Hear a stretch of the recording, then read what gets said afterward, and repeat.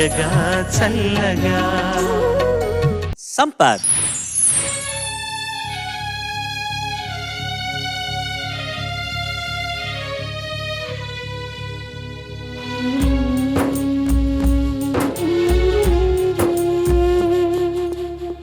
నువ్వంటే ప్రాణమని, నీతోనే లోకమని, నీ ప్రేమే లేకుంటే బ్రతికేది ఎందుకని, ఎవరికి చెప్పుకోను నాకు తప్ప, కన్నులకి కలలు లేవు నీరు తప్ప.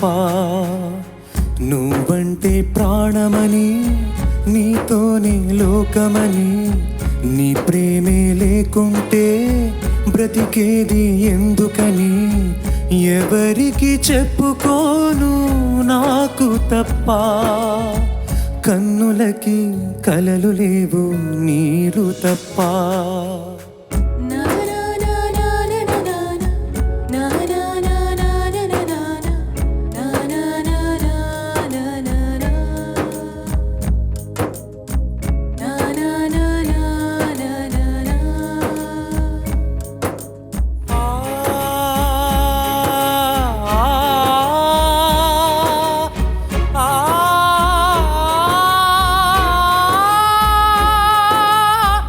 మనసు ఉంది, మమత ఉంది, పంచుకొనే నువ్వు తప్ప,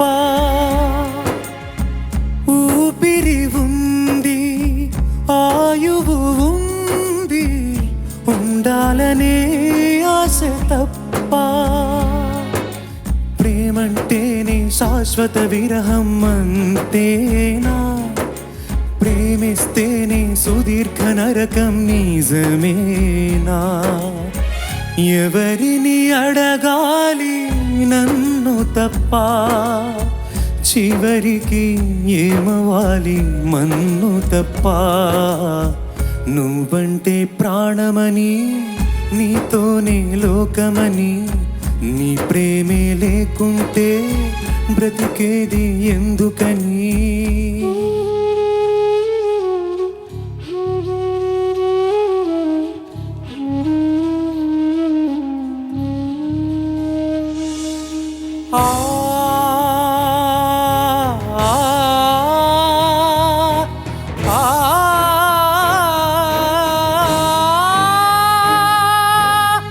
వెంటొస్తానన్నావు, వెళ్ళొస్తానన్నావు, జంటై ఒకరి పంటై వెళ్ళావు, కరుణిస్తానన్నావు, వరమిస్తానన్నావు, బరువై మెడకూరివైపోయావు. దేవతలోనూ ద్రోహం ఉందని తెలిపావు, దీపం కూడా దహిస్తుందని తేల్చావు. ఎవరిని నమ్మాలి నన్ను తప్ప, ఎవరిని నిందించాలి నిన్ను తప్ప. నువ్వంటే ప్రాణమని, నీతోనే లోకమని, నీ తోడే లేకుంటే బ్రతికేది ఎందుకని, ఎవరికి చెప్పుకోను నాకు తప్ప, కన్నులకి కలలు లేవు నీరు తప్ప.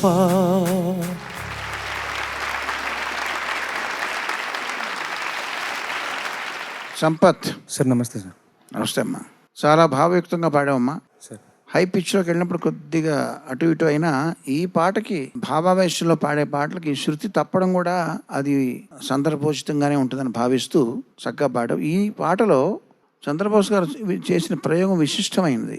నువ్వంటే ప్రాణం, నీతోనే లోకం, నీ ప్రేమ లేకుంటే నీ ఇంక బ్రతికేది ఎందుకు అని యాక్చువల్గా ఉండాలి. కానీ నువ్వంటే ప్రాణం అని, నీతోనే లోకం అని, బ్రతికేది ఎందుకని పెట్టి ఎక్స్టెన్షను ఎవరికి చెప్పుకోను నాకు తప్ప అని, నీకు చెప్పేది మార్గం లేదు, ఎవరికి చెప్పుకోవడానికి ఎవరు లేరు అని దాని ఎక్స్టెన్షన్గా కన్నులకి కలలు లేవు నీరు తప్ప అన్నది.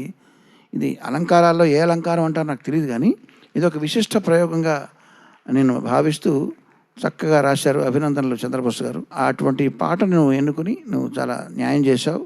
ఆల్ ది బెస్ట్ అమ్మ, థ్యాంక్ చక్కగా యూ పాడావు. సార్. Thank you sir.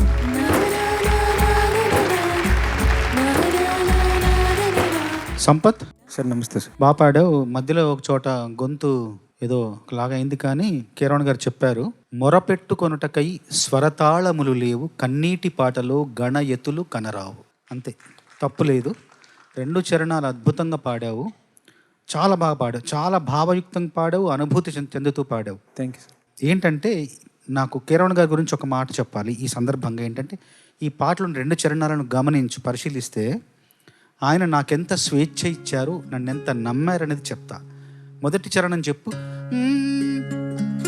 మనసు ఉంది, మమత ఉంది, పంచుకునే నువ్వు తప్ప. తరరరర తరరరర తరరరరరర. రెండో చరణం చూడు. వెంటొస్తానన్నావు, తరరరర తరరరరర. స్వరూపం మారింది కానీ స్వభావం మారల. అది దాన్ని నేను అలాగా వెంటొస్తానన్నావు, వెళ్ళొస్తానన్నావు, జంటై ఒకరి పంటై వెళ్ళావు, కరుణిస్తానన్నావు, వరమిస్తానన్నావు, కరువై మెడకు ఉరివైపోయావు. వేరేగా రాశాను. మొదటి చరణం ఒకలాగుంది, దాని కొలత వేరు, దీని కొలత వేరు. అంటే ఆ స్వభావం మారకుండా స్వరూపం మార్చాను. దానికి ఆయన చెప్పను కూడా చెప్పాల, కనీసం ఇలా రాశానని కూడా చెప్పలేదు. సాహిత్యం పంపించాను అంతే. చూసుకున్నారు, అద్భుతం అద్భుతం అన్నారు తప్ప నేను ఆ మార్పు నేను చేశాను అంటే నా భావానికి అనుగుణంగా అది వెళ్తున్నప్పుడు స్వేచ్ఛకు అడ్డుకట్ట వేయకుండా నేను అలా వెళ్ళిపోయాను. దాన్ని ఆయన ఎంత విశాల హృదయంతో స్వీకరించాడు. నేను ఇలా తన నాన్న కదా, తన నాన్న అంటే వెళ్ళిపోయారు ఏంటని ఒక్క మాట కూడా అనలేదు. అంటే ఎంత నమ్మకం, ఎంత ప్రేమ. నేను అందుకోసమే నా మనసులో ఉన్న ఒక మాట చెప్తా. పువ్వు లాంటి ఆయన్ని చేరి దారం లాంటి నేను పరిమళించాను. నువ్వంటే ప్రాణమని, నీతో నీ లోకమని. అంతే, అంతకంటే వేరే ఏం లేదు. జీవితంలో సాధించినవన్నీ కూడా ఆయన సహచరంలోనే సాధించగలిగాను. అన్నీ కూడా మనస్ఫూర్తిగా చెప్తున్నా. చాలా బాగా పాడావు, చాలా చాలా అనుభూతి చెందుతూ పాడావు. ముఖ్యంగా తప్పనుకోద్దు ఎవరు, అబ్బాయిలే ఇంత అనుభూతి చెందుతూ పాడగలరు. అబ్బాయిలకే ఆ అనుభూతి, ఆ లోతు, ఆ బాధ, ఆ వేదన, ఆ శోకం, ఆ దుఃఖం, ఆ క్షోభ ఎక్కువ తెలుస్తుంది. అబ్బాయిలే అలా రాయగలరు, అబ్బాయిలే అలా కంపోజ్ చెయ్యగలరు.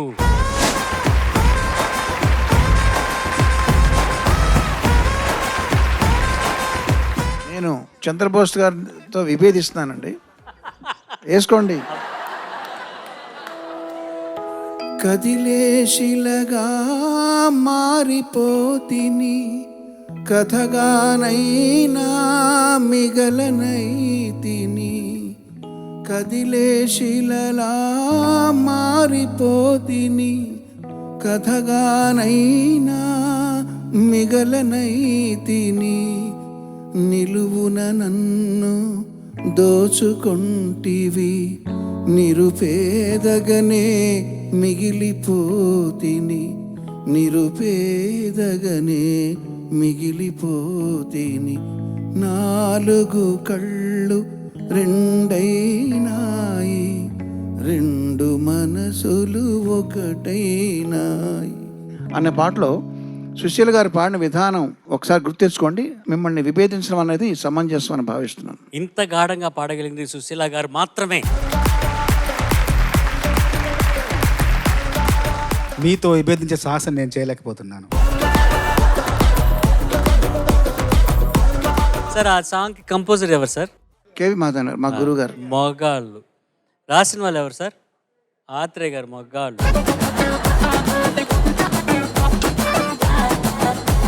సరేలే, ఏమంటారైతే బాపు గారు చెప్పినట్టు మగవాడు కాస్త ఎక్కువ సమానం అంటారు, అంతేనా?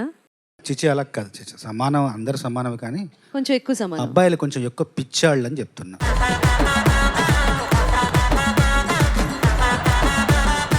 అవును అని అనలేకపోతున్నాను. కానీ సంపత్, నమస్తే. నువ్వు ప్రాణం పెట్టి పాడతారంటారు కదా, అలా పాడావు. Thank you ma'am. This is the last song. నాకు ఈ ఆపర్చునిటీ వచ్చింది, నేను ప్రూవ్ చేసుకోవాలి. ఆ తపన, ఆ తాపత్రయం నాకు చాలా నచ్చిందమ్మా.